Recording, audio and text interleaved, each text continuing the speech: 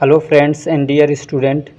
इस वीडियो में बहुत जल्दी जल्दी कुछ बातें आपको बताने वाला हूं इन लोगों के लिए जिनकी अभी बिल्कुल कुछ भी तैयारी नहीं हुई है और सबको मालूम है कि कल पेपर है। तो इसमें क्या करेंगे, एक तो पहला जो चैप्टर है इसको आप पूरा पढ़िएगा अच्छे से। इसमें समझिए कुछ नहीं तो 8 नंबर 10 नंबर का क्वेश्चन आ सकता है, ठीक है ना। इंट्रोडक्शन जो भी इसमें दिया है ना, रूट ऑफ एडमिनिस्ट्रेशन और अलग अलग टाइप की जो चीज़ें हैं, ड्रग एब्जॉर्प्शन, बायोएबिलिटी, डिस्ट्रीब्यूशन, सारी चीज़ें आप ये वाला चैप्टर पढ़िएगा अच्छे से, पहला चैप्टर ज़रूर। दूसरे चैप्टर में आपको क्या करना है, अब सारी चीज़ें तो आप इसमें कर नहीं सकते, तो कोलिनर्जिक, ठीक है ना, कोलिनर्जिक ड्रग्स क्या होती हैं और एडिनर्जिक ड्रग्स क्या होती हैं, इसके बारे में आप थोड़ी बहुत जानकारी ले लीजिए। अब चाहे जहाँ से लीजिए, आप वीडियोस के माध्यम से लीजिए, पीडीएफ से लीजिए, बुक से लीजिए, कहीं से भी इसको थोड़ा सा मतलब एक नोट्स पे तैयार करना है आपको, ठीक। और दूसरा इसमें है non steroidal anti inflammatory drugs, इसकी क्लासिफिकेशन याद कर लीजिएगा, ये आपको आगे भी बहुत काम आने वाली है, ठीक है। तो ये कर लीजिएगा।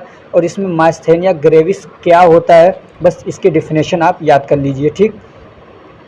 और ये वाला जो चैप्टर है तीसरा, इसको कई बार पूछा है, प्रीवियस ईयर क्वेश्चन पेपर देखेंगे उसमें कई बार पूछा है। और तो इसमें आप यह क्या करेंगे, एक तो इसमें सारों को इनकी क्लासिफिकेशन याद कर लीजिए, बहुत छोटी छोटी है। दूसरे म्यूटिक्स क्या होते हैं, डेफिनेशन पूछता है। माइड्रिएटिक्स क्या होती हैं, ग्लूकोमा क्या होता है और उसमें कौन सी दवाएँ यूज़ होती हैं, ठीक। अब ये सारा तो आप याद नहीं कर पाएंगे ना, तो अब इसमें क्या करना है, चौथे चैप्टर में सारी दवाएं नहीं याद करेंगे आप। ये जो क्या कहते हैं सीडेटिव और हिप्नोटिक्स हैं, हिप्नोटिक्स और सीडेटिव्स ये क्या होती हैं, ठीक है ना। और इनके एक दो एग्जांपल्स याद कर लीजिएगा। डिप्रेशन में कौन सी दवाएं हम लोग देते हैं, इनके एक दो एग्जांपल्स याद कर लीजिए। और इसमें ये है ओपियोइड एनाल्जेसिक, ठीक है, ये क्या होते हैं और इनके एक दो एग्जांपल्स, ठीक। और इसमें जितने हैं ना, ये जैसे कि क्या कहते हैं एंटीसाइकोटिक क्या है, नूट्रोपिक्स क्या है, इनकी सिर्फ डेफिनेशन याद कर लीजिएगा ज़रूर। एक एक दो दो तीन तीन लाइन की है, समझ में आ रही बात, उसको याद कर लीजिएगा तो काफ़ी आपको हेल्प हो जाएगी उससे। अगला चैप्टर है drugs acting on cardiovascular system, यानी पहले तो ये भी पूछ सकता है कि कार्डियोवास्कुलर सिस्टम क्या है, तो इसको भी आप छोटी छोटी डेफिनेशंस हैं इसकी। इसमें आपको ये वाली जो क्लासिफिकेशन है उसको याद कर लीजिएगा, एंटी हाइपरटेंसिव ड्रग वाली, कई बार पूछा है ऐसे। अगर ये नहीं तो एंजाइना पूछ लेगा, ठीक है ना। या ये पूछता है कि एंजाइना क्या होता है, ठीक है, ऐसे पूछ लेगा अरेथमिया क्या होता है, या एथेरोस्क्लेरोसिस क्या होता है, या कौन सी दवाएं हैं जो एथेरोस्क्लेरोसिस में यूज़ होती हैं। तो इसमें डेफिनेशन पे अपना, अब टाइम कम है, क्लासिफिकेशन याद नहीं कर पाएंगे, तो डेफिनेशन पे ज़रूर आप मतलब फोकस करिएगा, उनको याद करिएगा, आप पासिंग मार्क ले आ पाएंगे उससे भी, ठीक है। ऐसे ही क्या कहते हैं शॉक क्या होता है, पूछ लिया शॉक बताइए क्या होता है। अब इसकी पूरी थेरेपी तो काफ़ी लंबी है। अब इसमें पूछ सकता है कि हिमेटेनिक्स क्या होती हैं, उसमें कौन सी दवाएं हम लोग देते हैं, ठीक है। एंटीकोगुलेंट्स क्या होते हैं, एंटीकोगुलेंट्स क्या होते हैं, उनके एक आध एग्जांपल जैसे कि हिपेरिन हो गया। ऐसे एंटी प्लेटलेट, ये छोड़ दीजिए, थ्रोम्बोलाइटिक ड्रग्स अगर याद कर सकते हो तो करिए, लेकिन ये ज़रूर याद कर लीजिएगा हिमेटेनिक्स क्या होते हैं, उनके उनके एक दो एग्जांपल्स।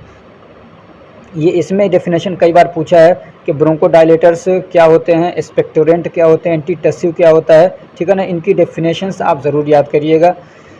क्लासिफिकेशन जहाँ मुझे लगेगा इंपॉर्टेंट है वो बताऊंगा मैं, इसमें से आप डेफिनेशन याद कर लीजिएगा, ठीक है ना। इसके एग्जांपल्स भी पूछे हैं कई बार, लेक्सेटिव और परगेटिव क्या होते हैं और उनके एग्जांपल्स भी बताइए। एंटी डायरियल ड्रग कौन सी हैं वो बताइए। ये जो दवाएं हैं ना ये काफ़ी ज़्यादा यूज़ होती हैं। एंटी अल्सर ड्रग क्या होती हैं, और इसी में आ जाता है आपका प्रोटोन पंप इनहिबिटर, वो क्या होता है, उसके एक दो एग्जाम्पल्स याद कर लीजिएगा, ठीक है। H2 एंटागोनिस्ट हैं, एक दो उनके एग्जाम्पल्स याद कर लीजिएगा।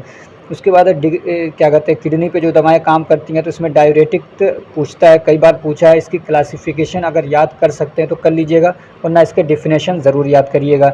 उसके बाद है हार्मोन वाला चैप्टर 10वां, थायराइड हार्मोन के क्या फंक्शन हैं, ठीक है ना, वो याद करिएगा।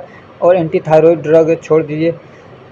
विटामिन डी के बारे में कई बार पूछता है कि विटामिन डी के ऊपर एक नोट लिखिए, ठीक है। इंसुलिन के बारे में पूछ लेता है, और ये याद कर लीजिएगा इसकी क्लासिफिकेशन, ओरल हाइपोग्लाइसेमिक एजेंट्स, यानी वो दवाएं जो शुगर को कम करने के लिए यूज़ होती हैं। हो जाता है ना लोगों को डायबिटीज़, शुगर, तो उसको ठीक करने के लिए जो दवाएं यूज़ होती हैं उसको बोलते हैं ओरल, जो ओरली ली जाती हैं, ठीक है ना, टाइप 2 वाली जो डायबिटीज़ होती हैं, तो और उसको बोलते हैं ओरल हाइपोग्लाइसेमिक एजेंट्स। तो इसकी क्लासिफिकेशन याद कर लीजिएगा, ठीक।